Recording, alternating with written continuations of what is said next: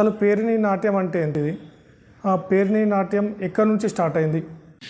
పేరిణి అంటే ప్రేరణ. ప్రేరణ అంటే దైవదత్తమైన శక్తిని తనలోనికి ఆవహింపజేసుకొని ప్రేరేపించడానికి ప్రేరిణి అంటాం. ఇది యుద్ధానికి వెళ్లే ముందు సైనికులకు ఉత్తేజపరచడానికి మన కాకతీయుల కాలంలో కూడా మనకు నృత్యరత్నావళి గ్రంథంలో మనకు లిఖించినటువంటి ఆధారాలు ఉన్నాయి. ఈ నృత్యరత్నావళి గ్రంథం అనేది అయితే శివతాండవం లోపల ఎన్ని రకాలు ఉంటాయి? అప్పుడు ఎండాకాలంలో భూమి మొత్తం పగిలి వస్తుంది. మొదటిసారి చినుకులు తగినప్పుడు వచ్చిన మంచి వాసన వస్తుంది మనకు మట్టి నుంచి. ఆ వాసనతో కూడా వచ్చే సౌండ్ టక్ డిక్ అని ఫస్ట్ సౌండ్ వస్తుంది. ఆ సౌండ్ నుంచి దీన్ని రూపొందించింది.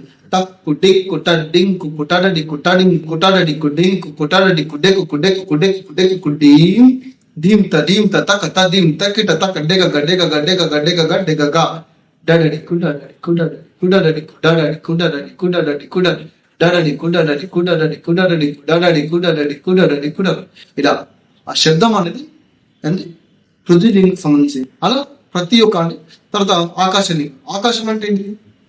అంతులేంటి అందుకోసం దాన్ని కీర్తిస్తూ ఆకాశలింగం ప్రతిరూపమైనట్టు అలా స్తోత్రంగానం చేస్తూ తర్వాత దోహం ఆకర్షించేలాగా ఉంది కానీ లాస్యం.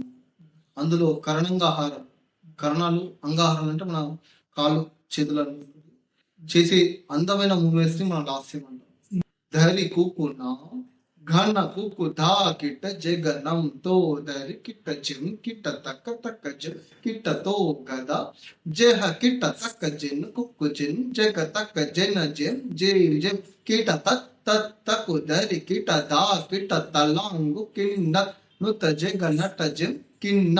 ఇది